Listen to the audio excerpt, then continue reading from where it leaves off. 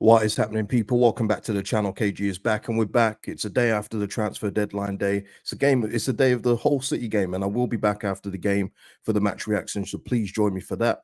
But we have a little bit of news. We have a bit of good news, I would say. Well, for most of us, anyway. I'm sure there's still a few people that are still very hurt by last year, as they make it known. But Willy Gnonto has signed a new contract at Leeds United, and we're going to speak about that. Won't be here for a long time with this one, but obviously this is very good news, especially after the transfer window, and keeping a key player like this and holding him down, keeping him committed is great.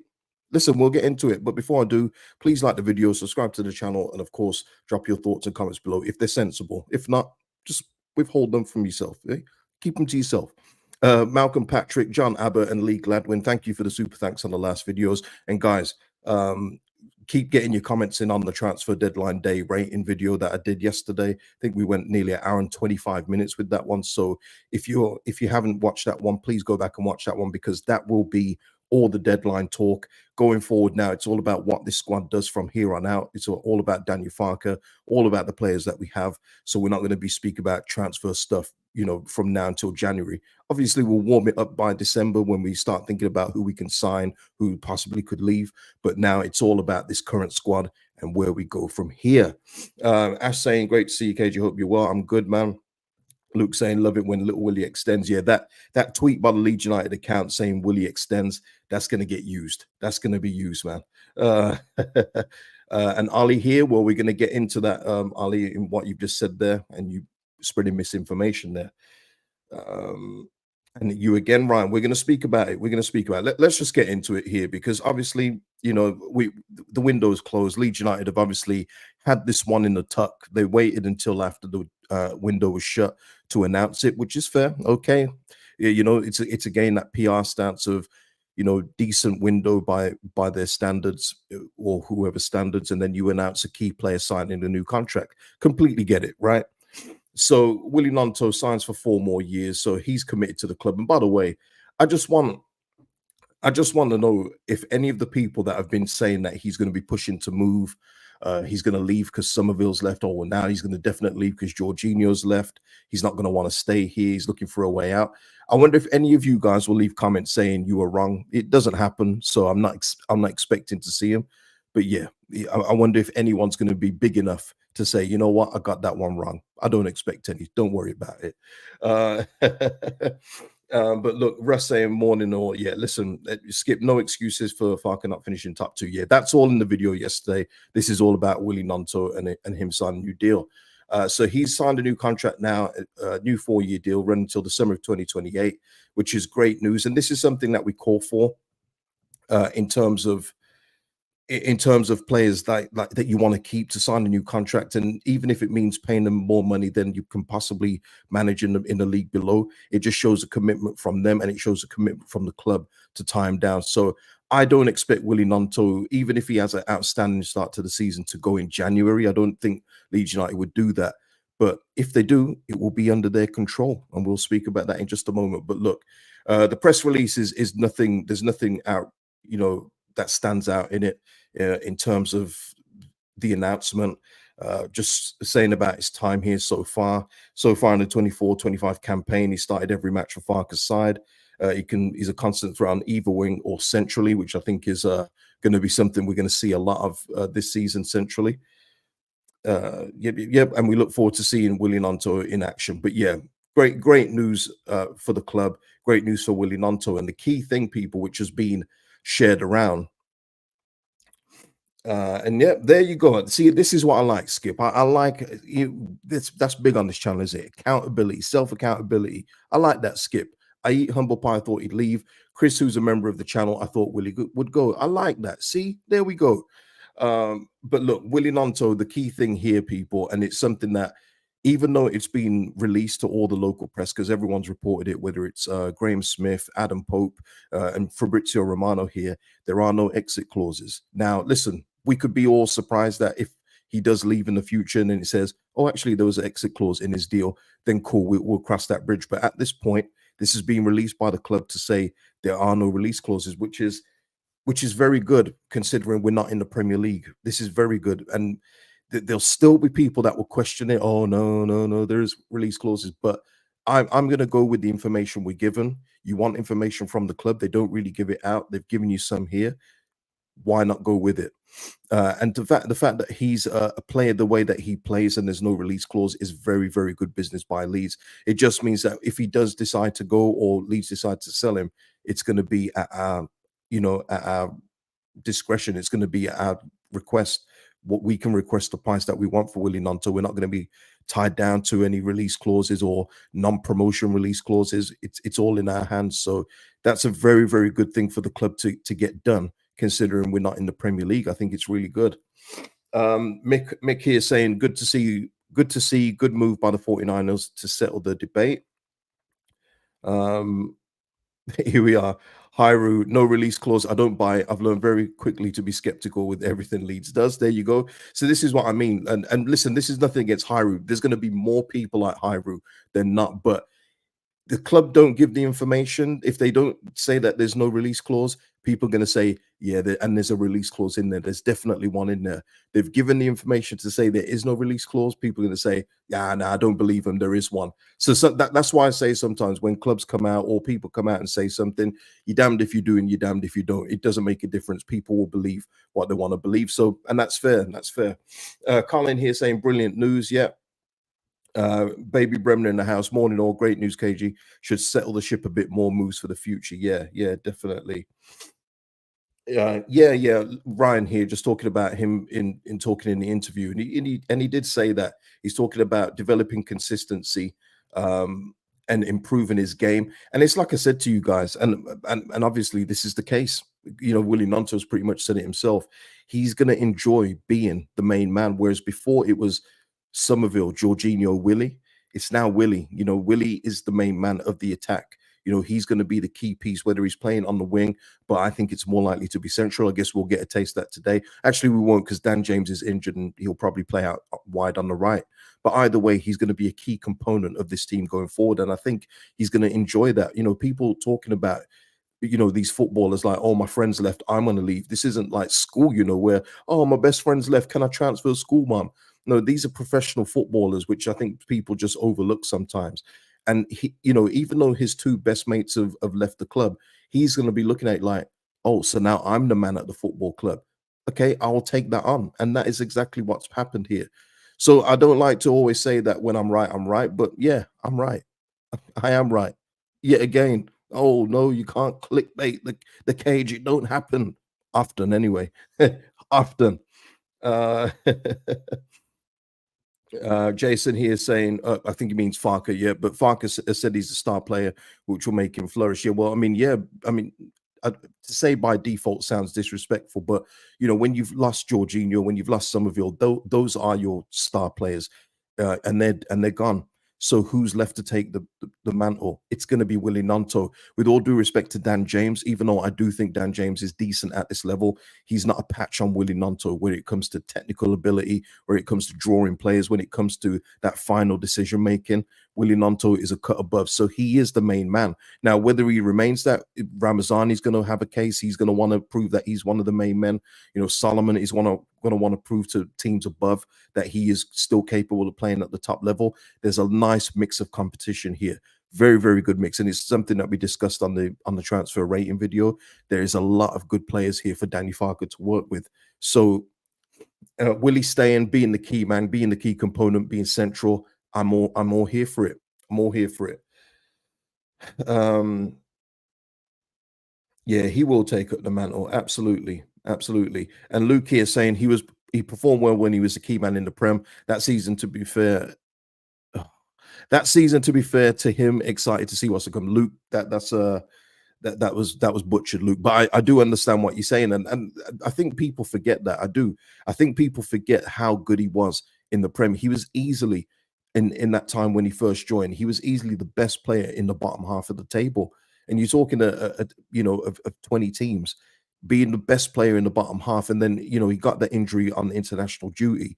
And then for whatever reason, those managers, the numerous managers that came in, just didn't play him, which was insane. He was literally our best hope. All our best work came through Willy Gnonto, and I guess we're going to see a little bit more of that in the championship, just going by how Danny Farker likes to play. Uh, Ryan here. Do you think he's going to be the 10 this year? Yeah, I think it's going to be between him and Brendan Aronson, because obviously we did not replace Jorginho, even though we tried, and all that. Just not very well for me. I'll be honest with you. The Harmer things just does leave a little bad taste in my mouth with that. I think it was handled very amateurish. I think it was amateur hour with that deal. It was there to be done. Sheffield United would have reluctantly sold him, and we didn't get anywhere near when we tried to come in with derisory offers. And trust me, I know all about transfers and how it needs to be. You don't offer the asking price straight away, but you don't offer a year later 2 million less than Sheffield United paid. It was never going to happen. So yeah, we didn't replace Jorginho. We've replaced Somerville, but it's going to be up to like Brendan Aronson. It's going to be up to Gnonto and anyone else who fills in that position, whether it be Joel Peru if he's on the same pitch at the same time as Joseph. It's going to be a joint effort. It's going to be a collaborative effort to get what Georgie did. You're not going to get to play like him. There's no one here that can dribble, create space, open lanes like Georgie did. But there's different ways of getting through, isn't there? Aronson can be a space invader, can be a pest, can get around players with his speed. Gnonto has got the technical ability and vision to open up the space there. But yeah, it's just going to be a collaborative effort in that 10 spot for me. Um, let's have a look. Yeah, Miles here saying this is really great news. Willy is outstanding at this level, so fair play to him and the 49ers for getting this done. Willy scores today, no doubt. Yeah, it'd be nice to see him get on the score sheet, man. Celebrate a new deal with a new contract. Also, like to see Joseph get a goal today. He's hungry. He's ready for it, man. He's ready for it. Russ saying, I need to get a life. Chris Wilder was still grinding away at me when I woke up this morning. Russ, don't let it get to you, man. Don't let it get to you. It didn't happen. But the thing is, it's more on our end. And that's the most disappointing thing. If Sheffield United have come out and said, no, we are not selling to Leeds, they are our league rivals, then you understand that. But the fact is, and from all the verbiage that Chris Wilder said, from all the noise from the Sheffield Star side, the deal was there to be done, and we just didn't do enough. And that is the disappointing thing about it. I feel we handled it very poorly. The Salai thing, I completely understand. Freiburg couldn't get in a replacement, so they didn't want to release him. Cool, got that. But then we'd failed to get that position nailed down, and that is a position that we was clearly after with all the players that we were linked with, whether it be the Birmingham City guy. I mean, Lubicic is more of a central eight, but I think we got that with Tanaka. It was just poor how that was handled. We've had all summer as well. No excuses for me, but there is still more than enough in this team to get the job done. And I showed the table last night, showed you all the teams in this division. We shouldn't be worried. We shouldn't be worried. Other teams should be worried about us, and hopefully that will be it going forward. Stephen saying in this case, seeing as there's no clause, let's start some speculation. Stephen, Willie might have a gentleman agreement if we don't go up. And you know what, Stephen, you're probably right. And but the thing is as well, Stephen and everyone else, if we did fail to go up and Willie Gnonto wanted to leave next summer, would you really begrudge him that? Does he really deserve a third year in this poor, just horrible division? He doesn't. He's better than this league. He is, regardless of what you think of him. His technical ability is too good for this league. So even if I do agree in some way, Stephen, but for me, it's more of a case of it's our third year. Our parachute payments reduce even further for the very last time, and I think Leeds United would have to cash in on, which is probably their main asset now. In terms of Willy Gnonto next summer. So I don't think it's more of a gentleman's agreement. I think it's just a common sense understanding that if we don't get promoted, he does leave the club. And I don't see anything wrong with that. Alan saying a great bit of business. Yep, it is. Um, Ryan here saying, just worried we have too much of the same and not got someone to unlock those deep blocks. I mean, look, there is going to be that. We know we're going to come up against a deep block, but the thing is as well, we've seen it already against Portsmouth in particular when we scored those goals. If we move the ball around quick enough and don't allow teams to get back in their positions, they can't handle us. They can't handle it. They can't deal with the technical pace, the flair that we have. They can't deal with it. But if we are moving it slowly, lethargically, passing it around the midfield and defense, and then allowing two blocks of 10 to get back. Of course, of course, it's going to be difficult to break down. But when we play the ball quickly and we are capable, we've seen it already in spurts this season, which have led to goals. Then we can bury teams. And I think in that case, Gnonto and even Aronson, who's come up with goals himself, I think he's our top scorer, isn't he? They are capable of doing it, but it's when we decide to move it around slowly, that's when it may be a bit more difficult. But I've got faith, man. I've got faith that we're going to do it. Just hope that they come through with it now. Um, uh, poor. Uh, let's have a look. Andy in the house saying, I want to thank you, KG, for the hard work you have done for the guys watching. I appreciate that, Andy. Yeah, listen, it's all, you know what, at the start of the transfer window, it's always exciting, isn't it? It's always, oh, I wonder who we're going to get, or, oh, God, I wonder who's going to go. But when you come down to like the last 2 weeks, it's just exhausting, man. It's like, oh, God, can this window just shut? And I'm just glad it's over now. We can get on with the real stuff now, which is the football, which is what Danny Farker and the players should be focusing on, and it's all good now. It's all about the games. It's all about the discussion in between the games in terms of player performances and everything else. This is the good part now. This is a good part. As long as you're winning games, right? As long as we're winning games, which we should do, which we should. Ellen back saying, why bid 13 for Harmer, 9 for Salah, then end up with no number 10? I don't get it. Yeah. And that's just it, isn't it? It's all about the list that we would have had. How did we not get one? You know, and I'm not saying just get anyone in, because that's poor business. If you can't go after a Harmer, a Salah, and then come in with an absolute, you know, Joe Schmo from anywhere who's not that good. You know, I wasn't even that bothered about the Cabal thing, you know, but the fact that all these players were heavily linked and we didn't get one, it's like you've had all summer. Like, how have you not got one in? You know, it doesn't make sense. But look, we have to go without. We have to go with what we've got. If we need it, we'll revisit in January, I'm sure. And, you know, we give them even more time to get that deal in place, even though in January it's going to be way more difficult to do. And I think the Harmer thing is dead, by the way. I don't think we go back in for Gustavo Harmer. I think that if he plays the way that he's been playing so far for Sheffield United, I think a team in the top league will come and get him. I think it's going to be one of those teams near the bottom that feel like they need a bit of a boost, and they will pick up Gus Harmer. I think our time with him is done. I'd be very surprised if we were to go back in for him. And shout out to you, Ryan. Thank you for that. Argy in the house asking, is this contract, guys? What's going on today with the English, man? No joke. What's happening? All right, let me try and decipher this one. Is a contract, will it increase Willy's price on the transfer market? Well, yeah, because we control the price now. So if we decide that Willy Gnonto is worth 40 million, even if he's not worth 40 million at this time, it's up to us to put that on the market, and then it's up to the buying club to even get near it if they want to purchase him. So yeah, it absolutely puts it back in our hands in terms of now the contract length, 4 years, a lot of value on that. We're in control, Augie. So whatever price we say Willy Gnonto is worth to us is the price that he will be, and that is good. We are in full control of that. So, oh, Dat Mandea, new member. I thought I'm sure I already announced that one, but yeah, listen, shout out to you, Dat Mandea, and all my existing members. Salute to all of you. Thank you for the support, and the membership link is in the description. So yeah, people, there we are. Willy Gnonto, new contract, signed and delivered, 4 more years of Willy. Hey, and all good news for me. All good news. Once again, repeat it, even if you don't want to believe it. No release clause in the deal, which at championship level for a player of his quality is really good business by the 49. So I'll give him full credit for that, for getting that deal done. But listen, people, I'm going to leave it there. I will be back after the whole game. We're hopefully with 3 point collected. Let me know your thoughts about Willy Gnonto's contract or anything else in the comments. Like I say, I've already done the transfer rating video. So if you want to watch that one, did that one last night. If you haven't caught that, people, see you in the next video, and I'll see you after the whole game. Peace out.